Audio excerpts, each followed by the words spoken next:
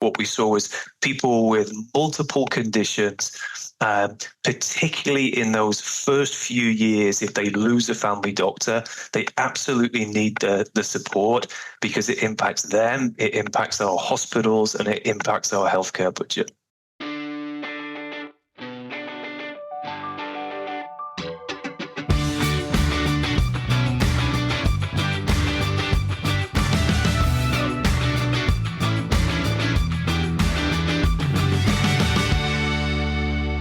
Briscoe and Scott back on Closer Look, another episode here across the Village Media Network.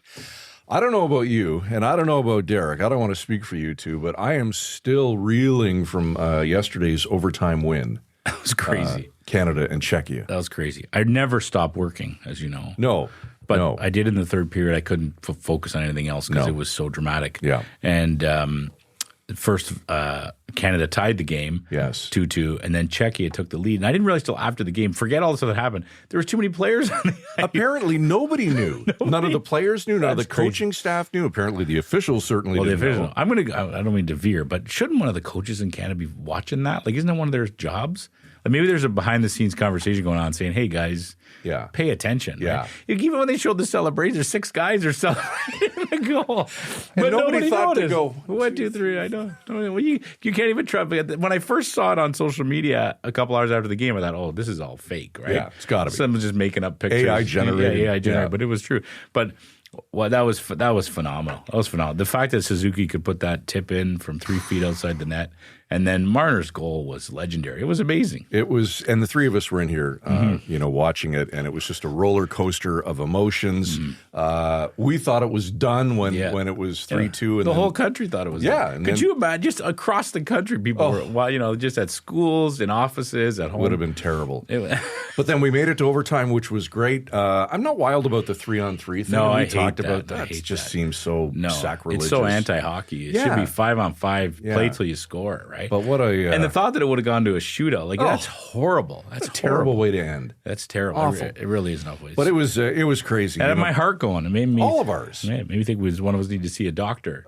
Exactly. Yeah. Well, I love the segue. Just such a chess game back and forth, right? 3-on-3, and then Marner with the final move, and I guess you could say Czechia mate.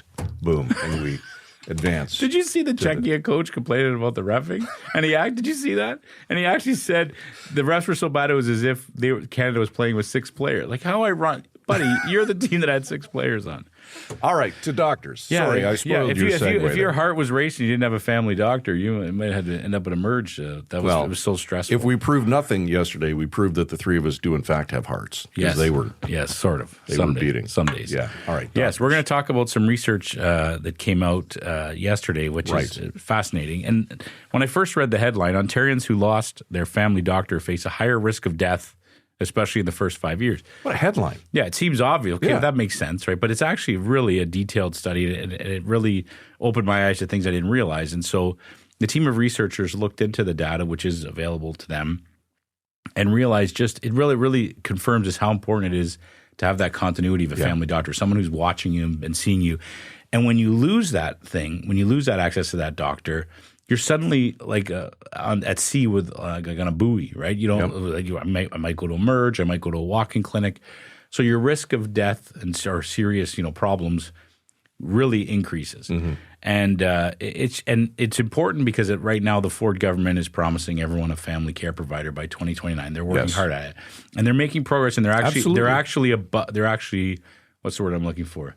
Above the curve? They're going. They're ahead of what they predicted, where they predicted they would be at this point, right? Yes. And so they're trying to blanket certain parts of the province with family doctors, especially in postal codes where there's none, right? Right. Yeah. What this study seems to suggest is that we also need to be looking at giving family doctors to those high-risk patients that lose their doctors. Yes. Because it's going to actually help us in the longer term keep people out of the emerge, keep people up from calling 911 to have that kind of care. So they're pacing ahead. Yes. Derek just tells me in my ear.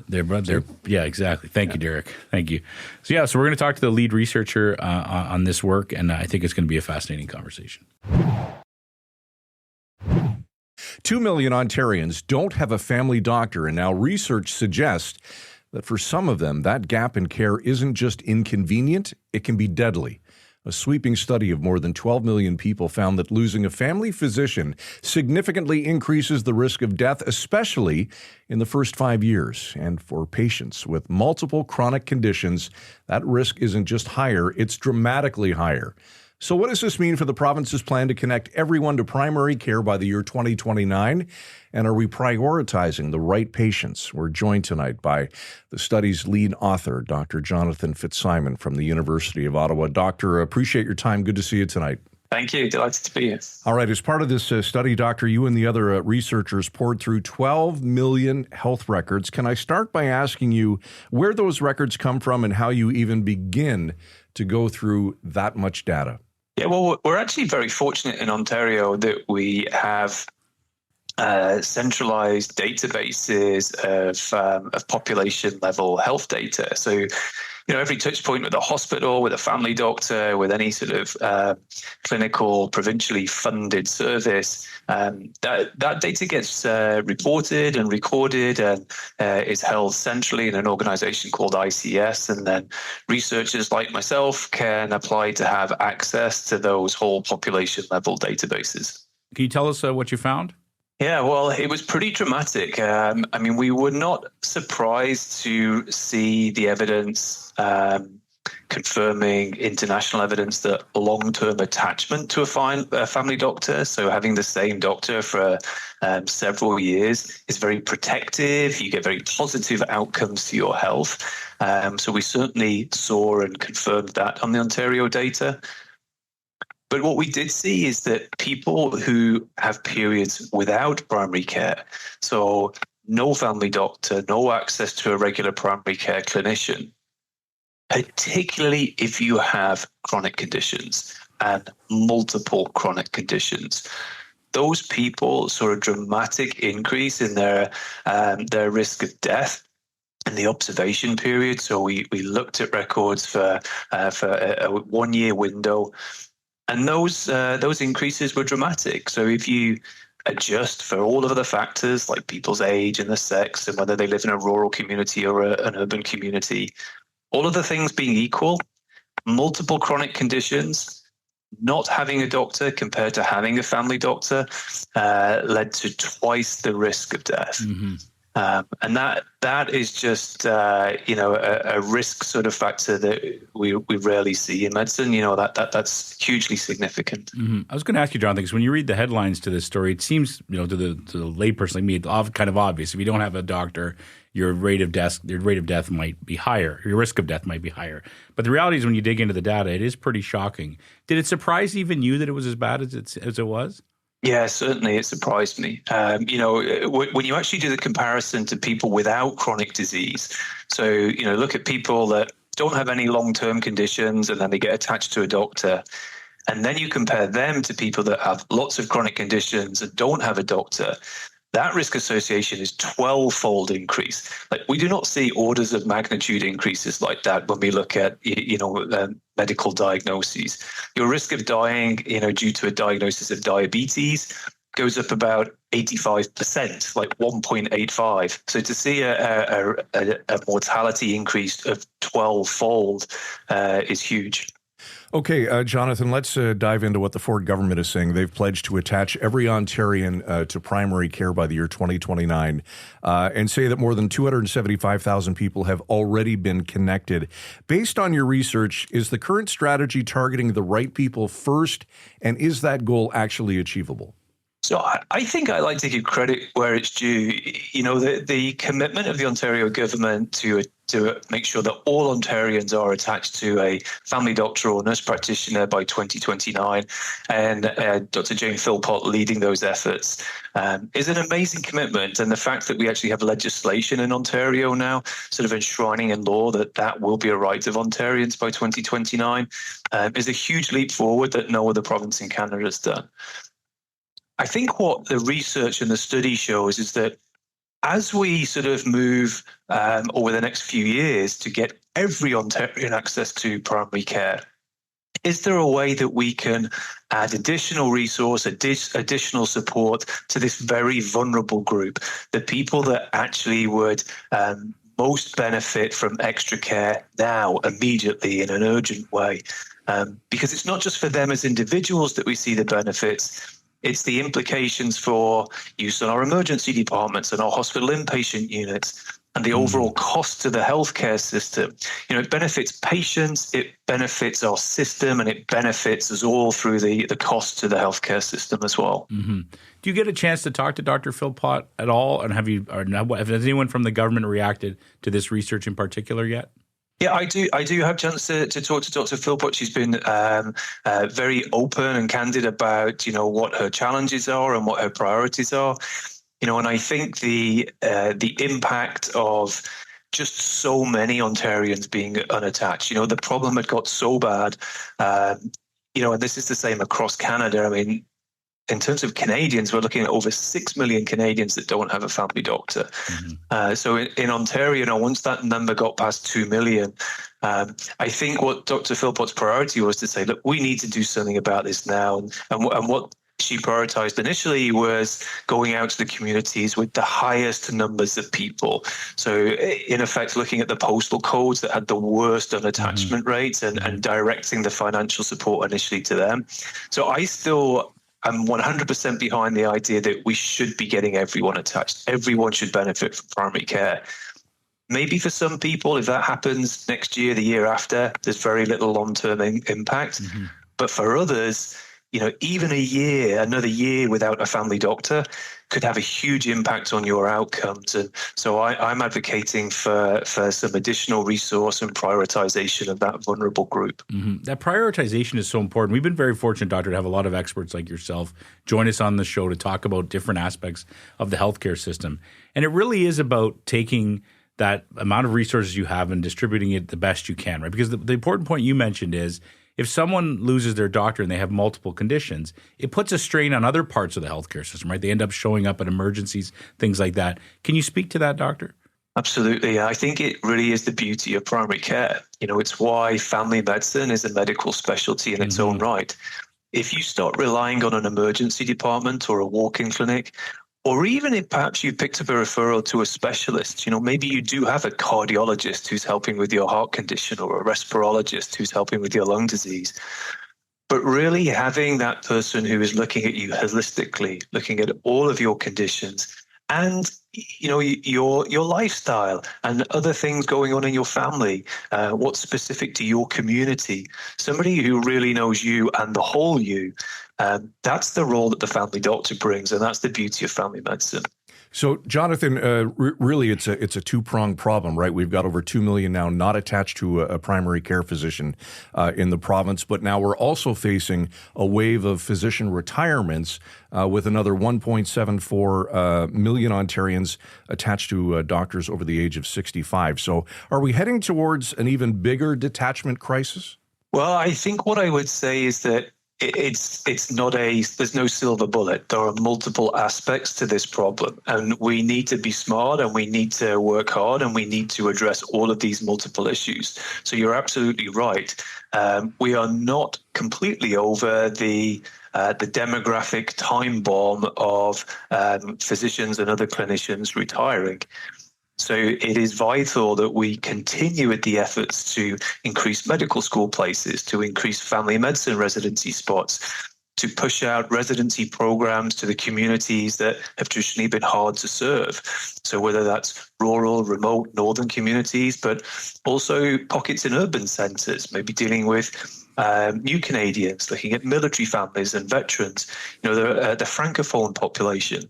There are lots of pockets of hard-to-serve communities, and we can't just rely on, cash doesn't always solve the problem. It certainly goes a long way. You can grow your team, you can build your resources with more financial money. But sometimes we need to be clever and innovative about how we bring clinicians and how we become more efficient at how we deliver care, and maybe think of completely new ways as well. Can you speak to that? Because I know you've been on the forefront of some of that. What are some of the ways we should be thinking of maybe doing things a little differently? Well, I'm heavily involved in digital health and virtual care, and have a keen interest in what sort of AI tools can help optimize the administrative burden on clinics and clinicians. So when I say about being clever and thinking a little outside the box and being innovative, They're the sort of things that I identify with. What can I use which takes away some of the tasks that don't really need me to be doing them? So some of the administrative workload, the administrative burden, that I could better put my time into clinical work and helping patients. Is there another person, or is there a digital tool, or is there an AI-powered sort of process that could do that administrative work for me and for the clinic to free up the time for the clinicians to be helping patients with clinical issues? Do you feel like we've turned the corner a bit on that, Doctor? Because we've heard about that for the last year or so, but I feel like it's really taking hold, is it not?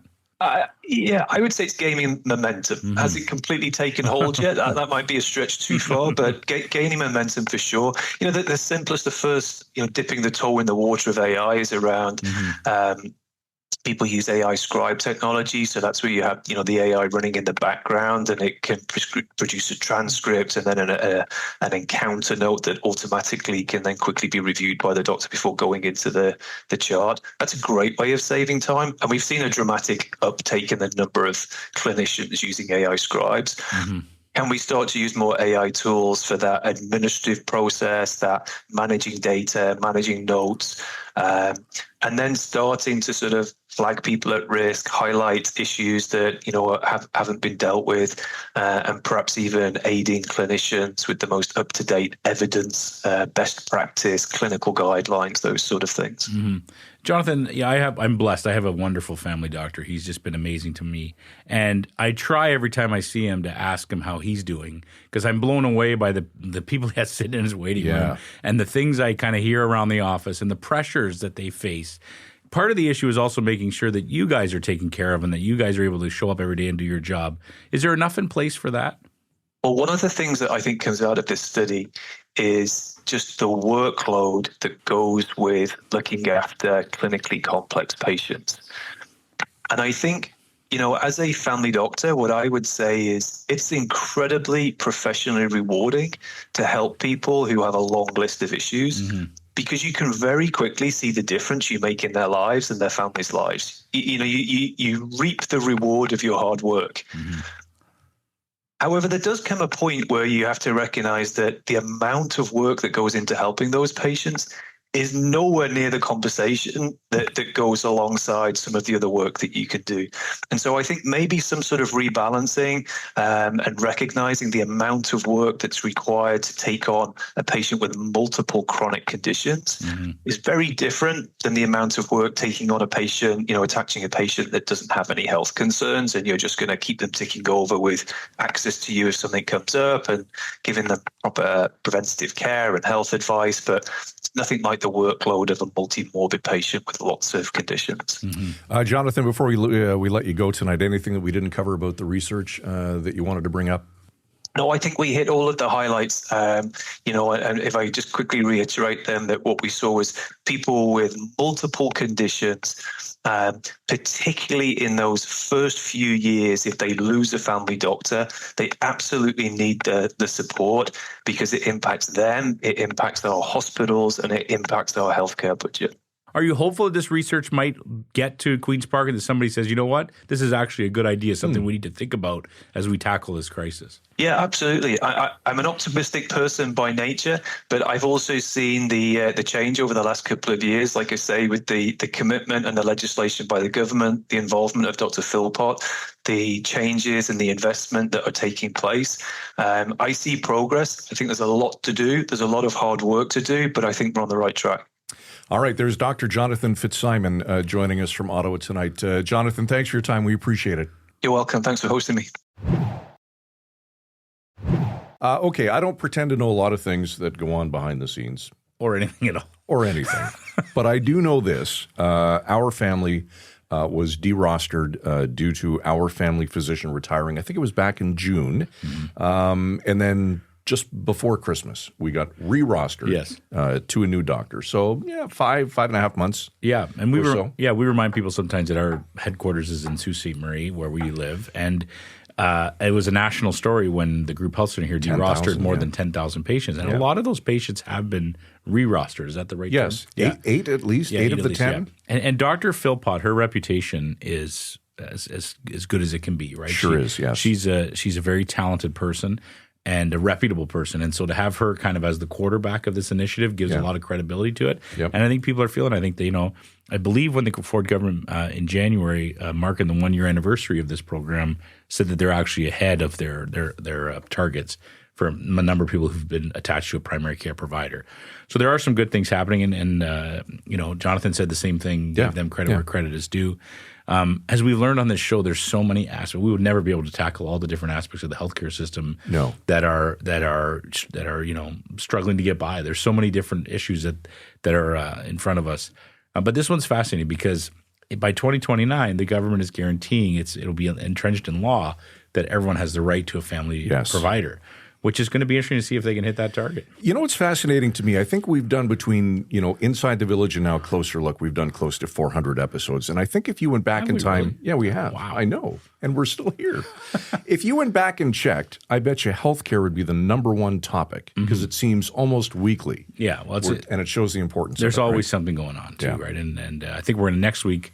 We'll be talking some more about healthcare. We have some other good things on the go. Just proved my point. Our team at Queen's Park, for sure, absolutely. All right. Thanks, Scott. Good stuff. Closer Look at villagemedia.ca. Closerlookpodcast.ca. Sign up. We'll send you content every single night. This evening's program is always produced by the one and only Derek Turner. For Michael Friscolanti, our editor-in-chief, I'm Scott Sexsmith. Thanks for joining us. See you tomorrow night at 7 right here on Closer Look. Frisco and Scott's Wardrobe provided in part by Moores, Sault Ste. Marie.